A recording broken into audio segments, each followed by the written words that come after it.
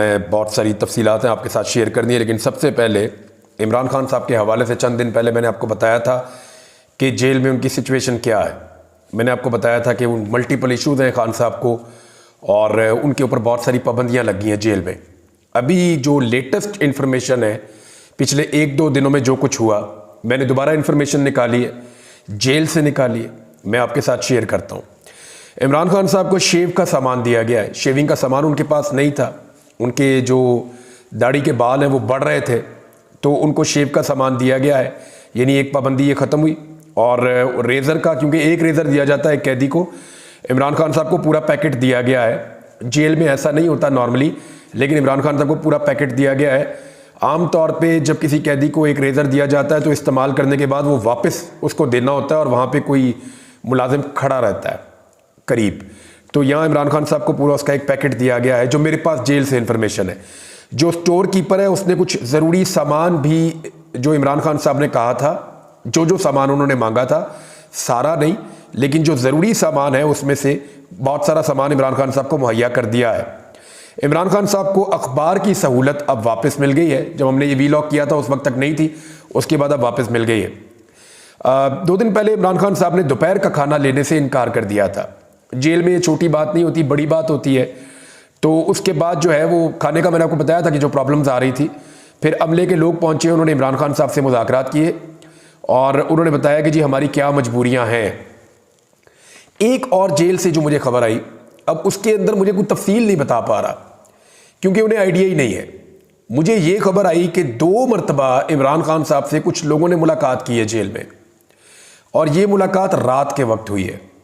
अब ये कौन लोग थे, कहाँ से आए थे, क्यों मिले इमरान खान साहब को, इसके बारे में कोई इन्फॉर्मेशन नहीं है, क्योंकि जब वो मुलाकातें हुई तो वहाँ पे जेल के अमले का कोई बंदा मौजूद नहीं था। हाँ, ये ज़रूर है कि जो आए वो प्रोटोकॉल के साथ आए, और 2 लोगों ने इमरान खान साहब से अलग अलग जेल में मुलाकात की है, और उसके बावजूद इमरान खान साहब पे सख्ती रही, और फिर अब हालात जो हैं वो बेहतरी की तरफ जा रहे हैं।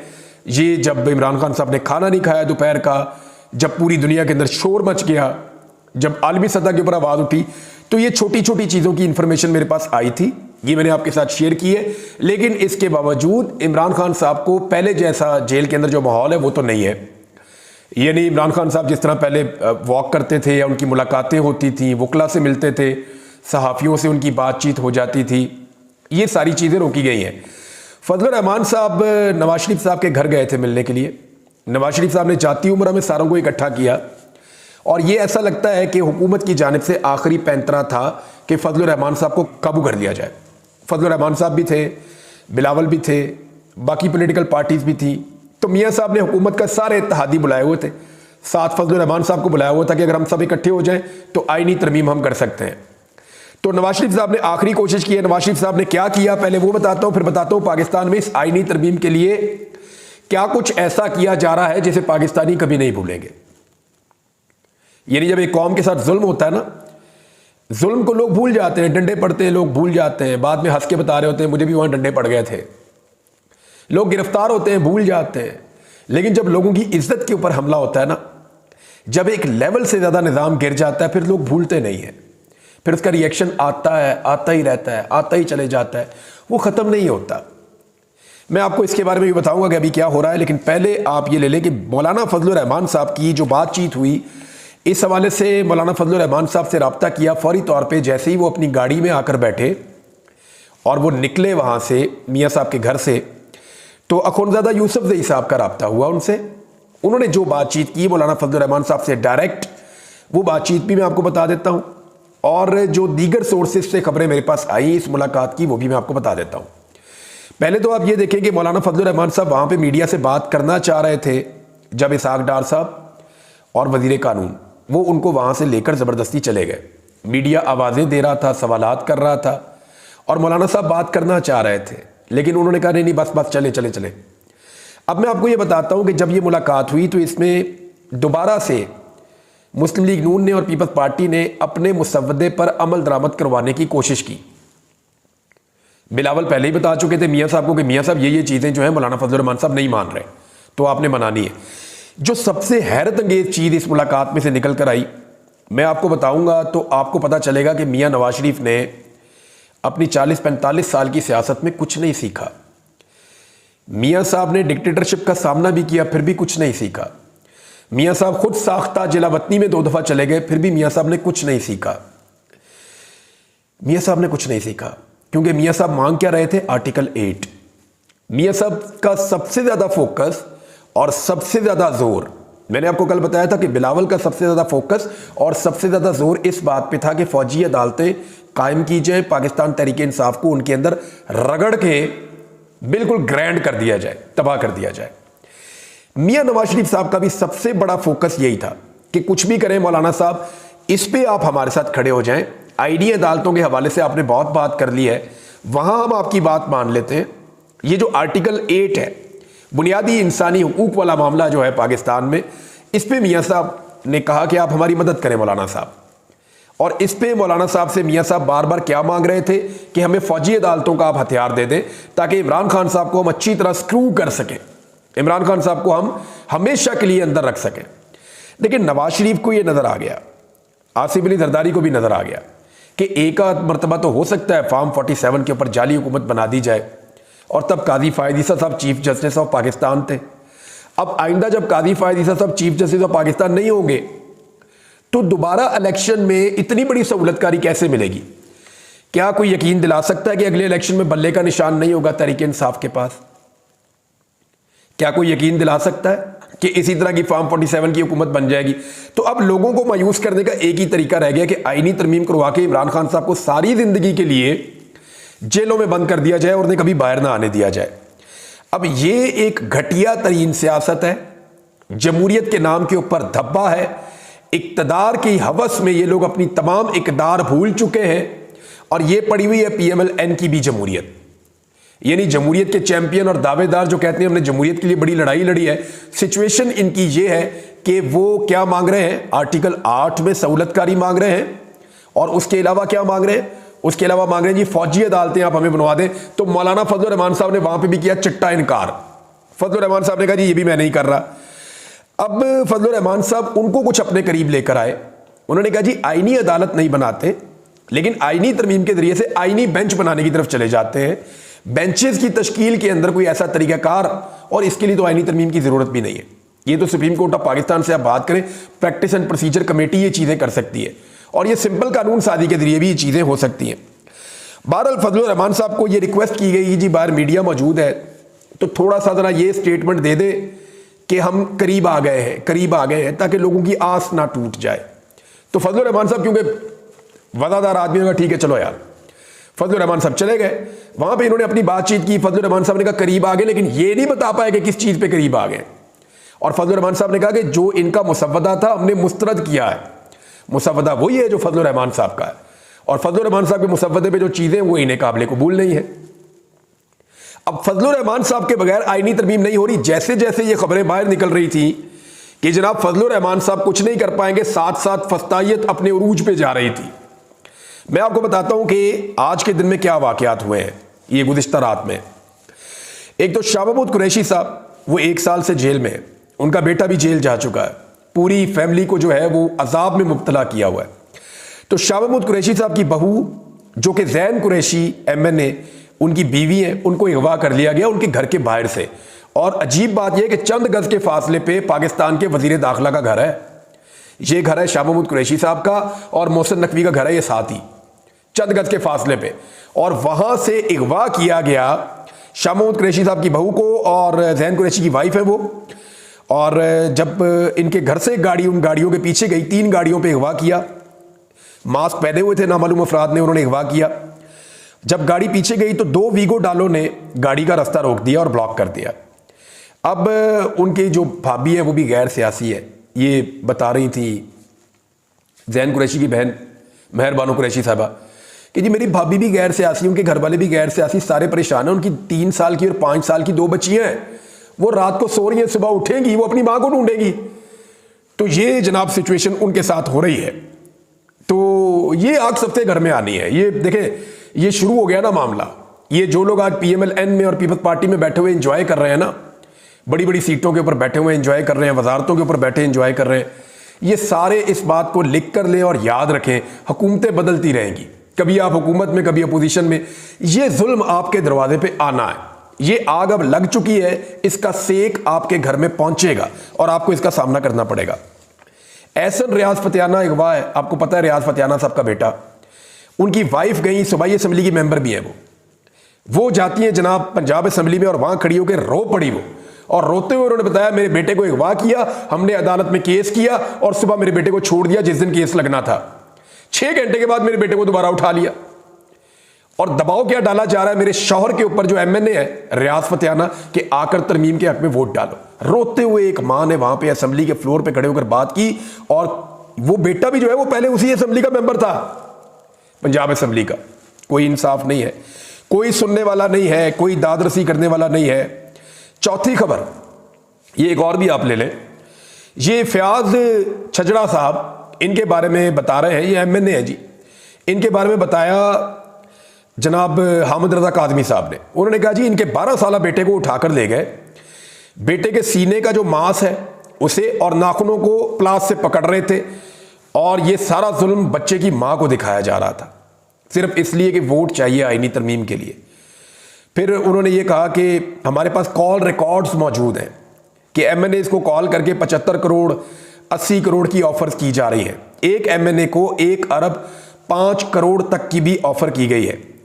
शफकत ऐवान साहब के पास सारी गुफ्तगू रिकॉर्डेड भी मौजूद है एक एमएनए के पास, ये भी उन्होंने बताया जनाब।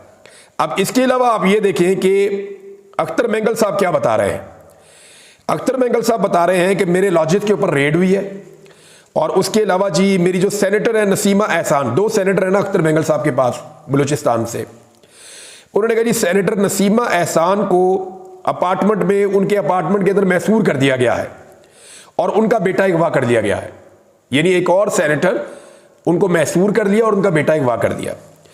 एक और सेनेटर है इन्हीं की जमात के सेनेटर कासिम, इनके बारे में अख्तर मेंगल साहब बता रहे हैं कि उनके 8 बजे अस्पताल में डायलिसिस थे, ये गुर्दों के डायलिसिस जो होते हैं, इसके बगैर आपको पता है मरीज के लिए बड़ा इशू हो जाता है।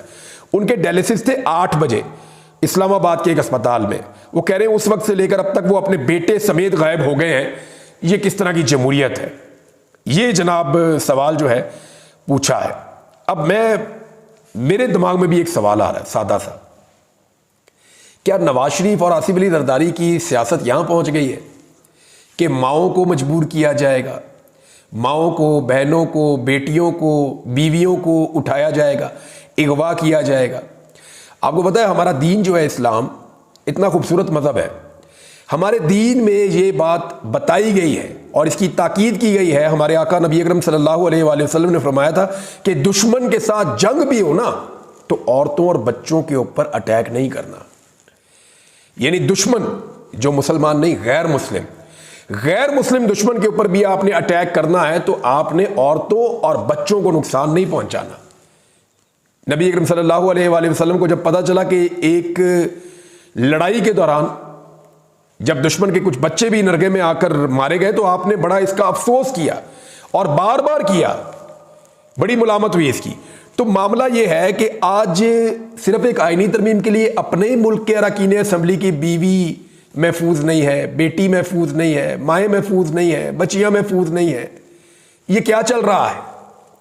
ये कितना जुल्म है, इसका आप अंदाजा कर लें कि क्या काजी फायद ईसा साहब जो इस वक्त पाकिस्तान के चीफ जस्टिस ऑफ पाकिस्तान है, चंद दिन के लिए रह गए हैं, क्या जाते जाते उन्हें नजर नहीं आ रहा? वो रोजाना कहते हैं कि असेंबली जो है, या वो इस ऐवान को ये कहते हैं बार बार कि ये मुकद्दस ऐवान है, वो पार्लियामेंट को सुप्रीम कहते हैं बार बार। तो पार्लियामेंट के मेंबर्स की माएँ बहनें उठाई जा रही हैं, बेटियां उठाई जा रही हैं, बहुएं उठाई जा रही हैं।